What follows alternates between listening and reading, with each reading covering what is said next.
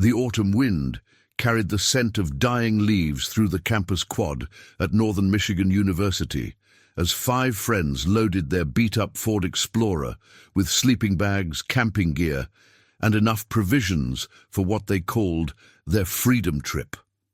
It was October 12, 1994, and Sarah Chen, Marcus Williams, Jessica Morrison, Danny Rodriguez, and Trevor Lynch had been planning this adventure for months. The plan was simple: drive through the Upper Peninsula's wilderness, camp under the stars, and celebrate their upcoming graduation with one last hurrah before the real world claimed them. Sarah adjusted the rearview mirror one final time, catching sight of her friends in the back seat, Jessica and Danny laughing at something Marcus had said, while Trevor studied a crumpled road map with the intensity of a scholar. They were an unlikely group who had bonded over late-night study sessions and shared dreams of making their mark on the world. Sarah was pre-med. Marcus studied environmental science, Jessica pursued journalism, Danny was an art major, and Trevor lived and breathed computer programming, a field just beginning to explode with possibilities. Hey, if you're enjoying this story, please subscribe to our channel and let us know in the comments where you're watching from. We love connecting with viewers from around the world, and your support helps us bring you more of these captivating mysteries. The Explorer pulled away from the dormitory parking lot at 3:47 p.m., according to the campus security log. Sarah had filled out the required travel form with their planned route.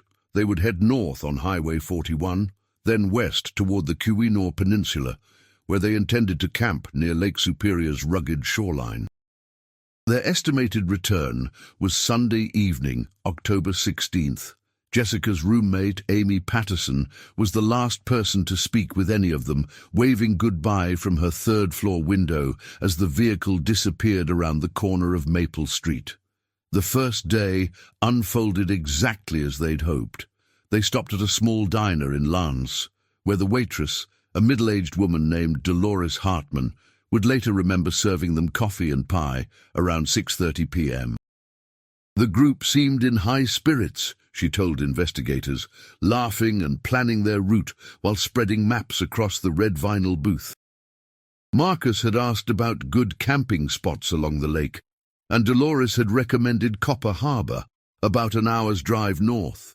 She watched them through the window as they climbed back into their Explorer, noting how Sarah had carefully checked all the lights before they drove into the gathering dusk.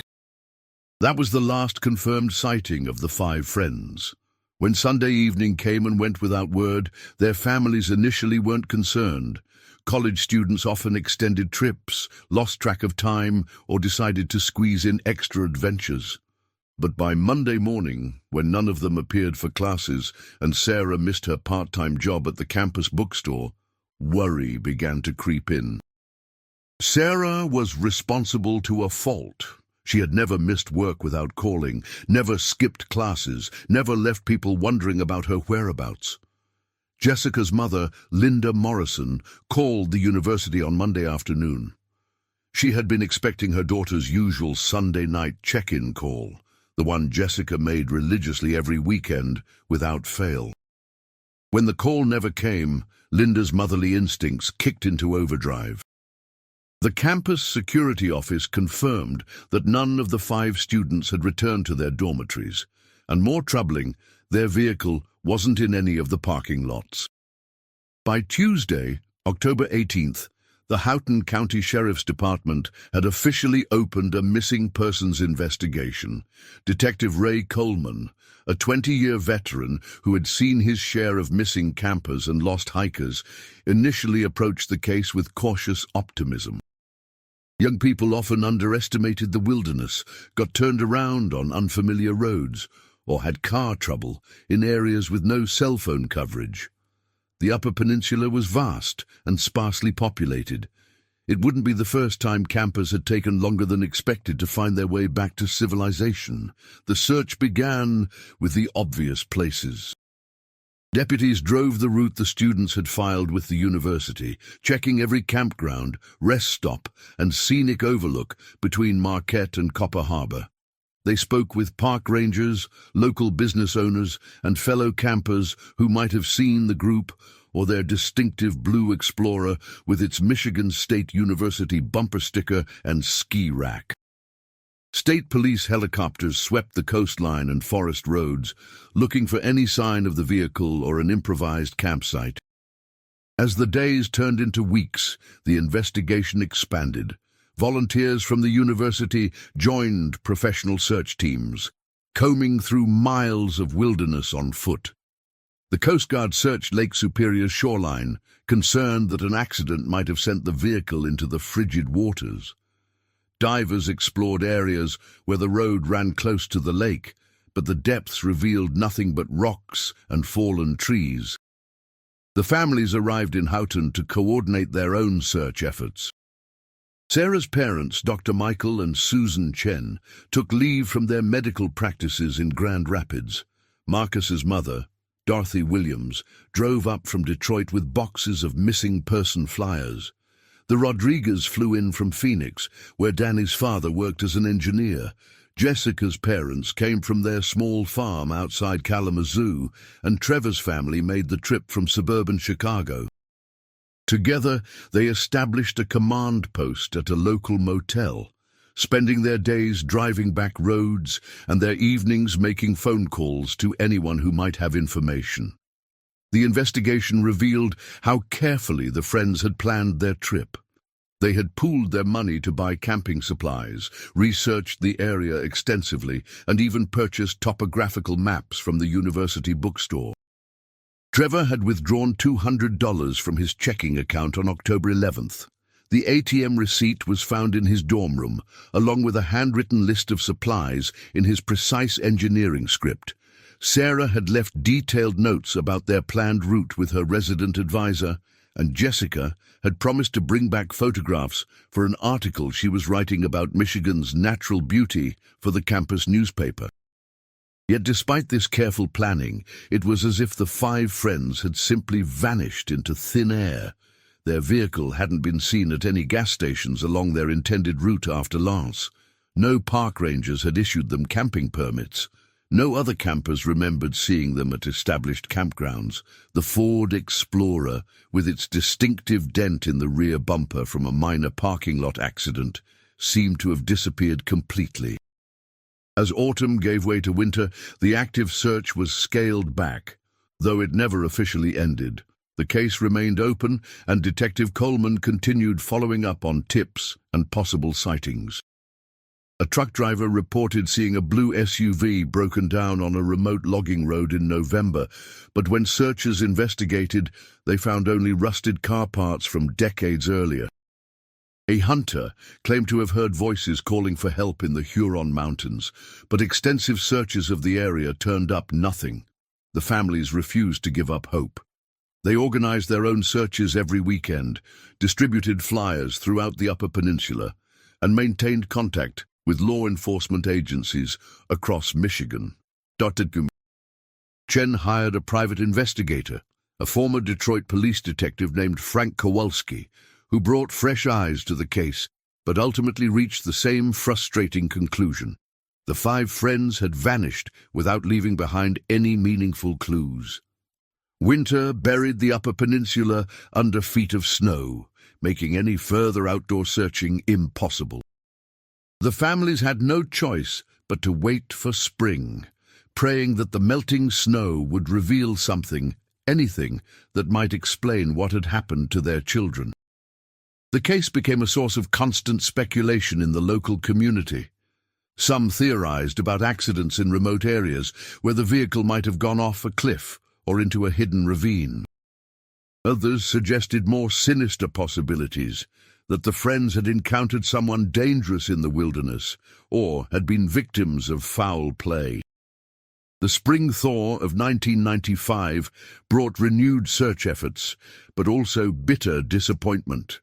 Despite careful examination of areas that had been inaccessible during winter, no new evidence emerged. The case began to fade from local headlines, though the families continued their vigil. Support groups formed among other families of missing persons, and the 5 friends became part of a growing database of unsolved disappearances in Michigan's wilderness areas. Years passed with occasional flurries of activity. A backpacker would find rusted metal in the woods and report it to authorities, only to have it identified as debris from old logging operations. Hunters would discover clothing or personal items that would briefly raise hopes before being determined to be unrelated to the case. Each false lead was another small heartbreak for families who had never stopped believing their children would somehow come home. The case might have remained forever unsolved, relegated to the cold case files and fading memories, if not for a discovery made 7 years after the disappearance that would change everything. In October 2001, a team of researchers from Michigan Technological University was conducting a geological survey in a remote area of the Upper Peninsula, studying mineral deposits in abandoned copper mine shafts. The team was led by Dr. Patricia Hendricks, a geology professor who had been exploring the region's mining history for over a decade. The survey team was investigating a mine shaft that hadn't been mapped in previous studies, located about 15 miles inland from Lake Superior, in an area so remote it required hiking through unmarked forest for nearly 3 miles. The shaft appeared to have been abandoned since the early 1900s, when copper mining in the region had become economically unviable. Most of these old mines were simply forgotten, left to fill with groundwater and debris over the decades. As the team prepared to lower equipment into the shaft to measure its depth and stability, graduate student Kevin Martinez noticed something unusual. About 30 feet down, caught on a ledge of rock, was what appeared to be a piece of fabric. Using climbing gear, Martinez descended into the shaft to investigate, expecting to find old mining equipment or debris left behind by previous explorers. Instead, he discovered a waterproof bag wedged into a crevice in the mine shaft's wall. The bag was in remarkably good condition, protected from the elements by its location deep underground. Inside, wrapped in multiple layers of plastic, was a leather-bound journal filled with handwritten entries. The first page bore the name Sarah Chen and a date, October 14, 1994. Martinez immediately contacted his supervising professor, who recognized the significance of the discovery. The journal was carefully extracted from the mine shaft and turned over to the Houghton County Sheriff's Department within hours. Detective Coleman, now a sergeant and still haunted by the unsolved case, was called to examine the find that everyone hoped would finally provide answers about what had happened to the 5 missing students. The journal's contents were both illuminating and deeply disturbing. Sarah's entries, written in her characteristic neat handwriting, detailed the group's first 2 days of camping and then took an increasingly frantic turn. According to the journal, the friends had indeed made it to the Copper Harbor area as planned, setting up camp at a secluded spot near the lake on October 13th. The first entries described a perfect autumn evening, cooking over a campfire, sharing stories, and marveling at the brilliant stars visible far from any city lights. But the entry dated October 14th marked the beginning of something terrifying. Sarah wrote about waking up that morning to find strange markings around their campsite, symbols carved into tree bark that none of them recognized, and what appeared to be footprints that didn't match any of their hiking boots.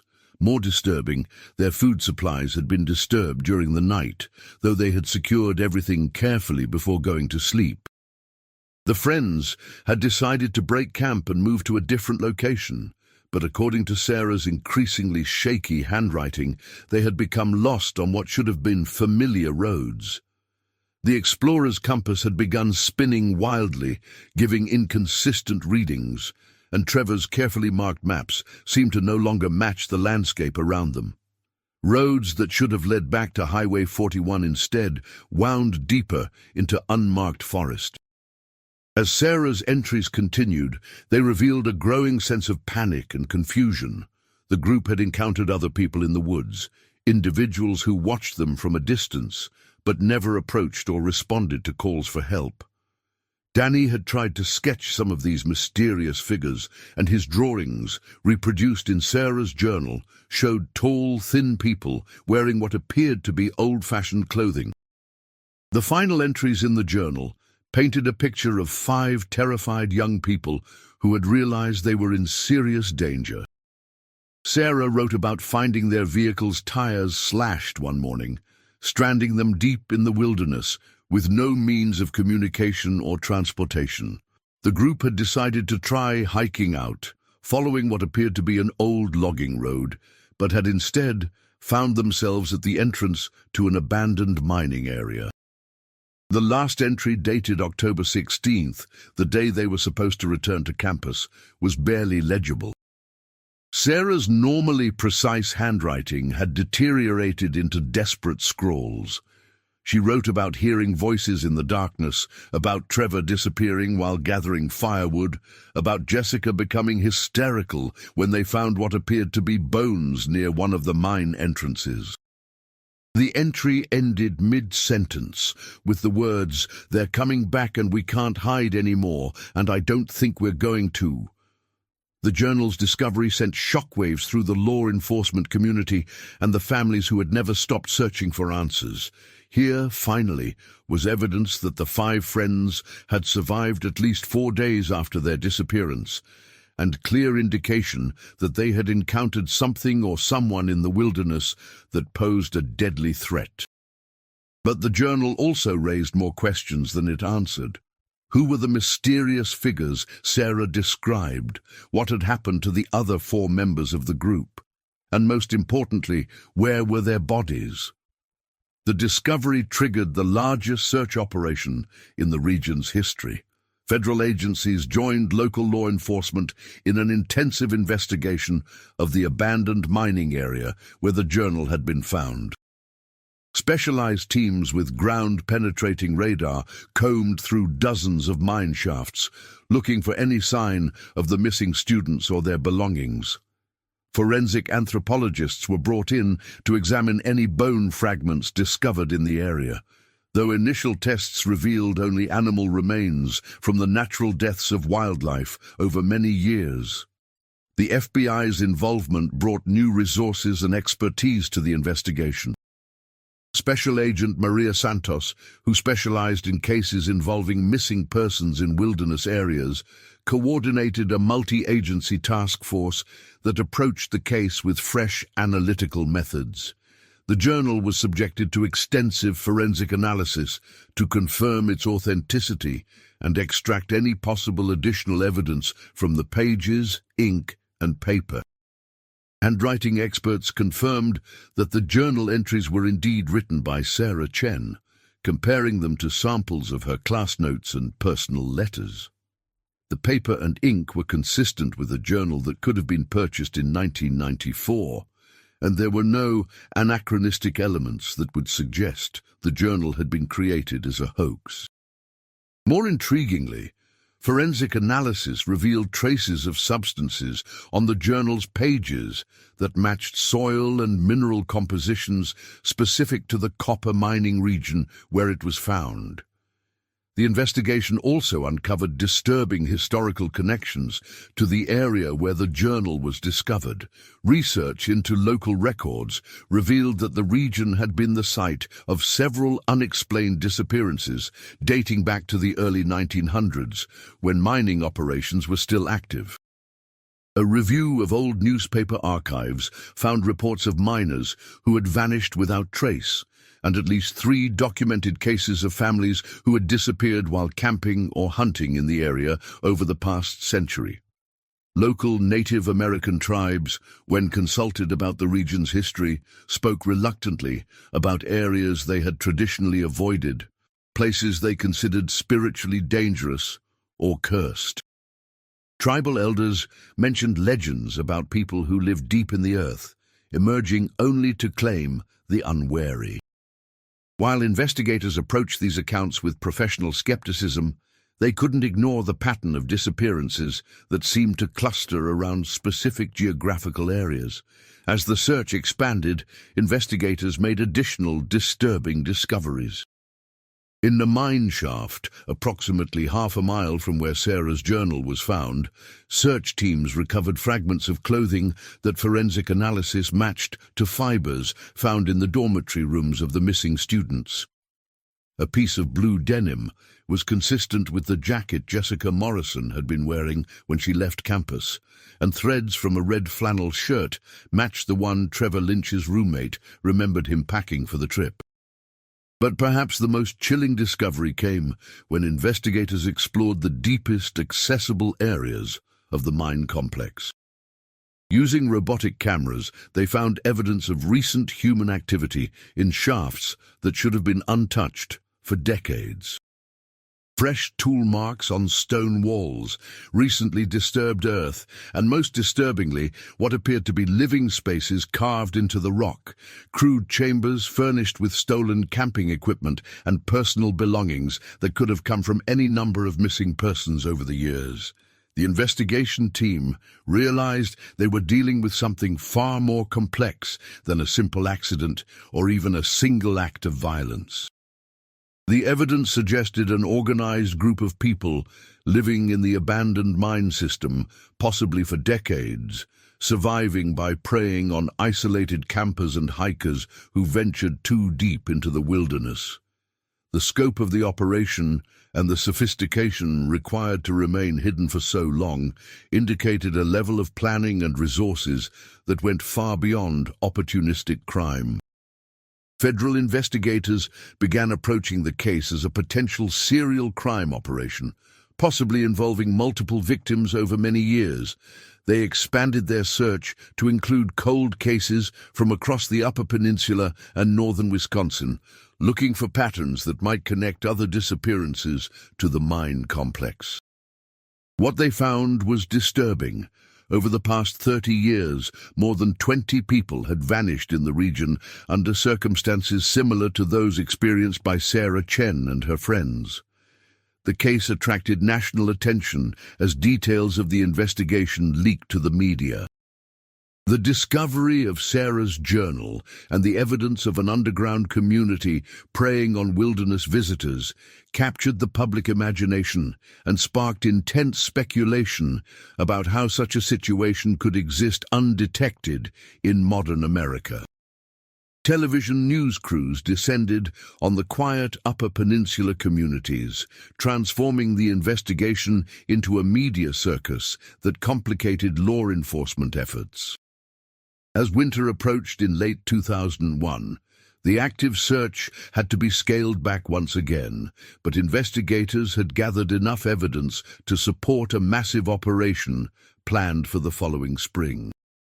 The goal was to systematically explore every accessible part of the mine complex, using advanced equipment and techniques to map the underground network and locate any remaining evidence of the missing students and other potential victims. The families of the 5 friends finally had some answers about what had happened to their children, but those answers brought little comfort. The journal revealed that Sarah, Marcus, Jessica, Danny and Trevor had died terrified and alone, far from home and any hope of rescue. Yet even with this new evidence, the families struggled with the lack of closure that comes only with recovering their children's remains and bringing those responsible to justice. The investigation continued into 2002, with teams working to unravel the complex network of tunnels and chambers that honeycombed the region's underground. Each new discovery added pieces to a puzzle that revealed a horrifying picture of systematic predation spanning decades. The case of the 5 missing college friends had evolved into something much larger, an investigation into what authorities now believed was one of the most extensive and long-running criminal operations in American history. But even as investigators worked tirelessly to map the underground complex and gather evidence of its inhabitants, one crucial element remained elusive: The perpetrators themselves seemed to have vanished as completely as their victims. The mine system showed signs of recent abandonment, as if those responsible had realized their discovery was imminent and had fled deeper into the wilderness or disbanded entirely. Whether the 5 friends and other victims would ever be found, or whether those responsible would ever face justice, remained questions that would haunt the investigation for years to come. The discovery of Sarah Chen's journal had provided the first real answers about the fate of 5 promising young people who had simply wanted to celebrate their friendship and their approaching graduation with one final adventure. But those answers had also revealed a darkness lurking in America's wilderness that challenged basic assumptions about safety and civilization in the modern world. The case would forever change how authorities approached missing persons investigations in remote areas and would serve as a grim reminder that some mysteries, once solved, reveal horrors more terrible than the uncertainty they replace.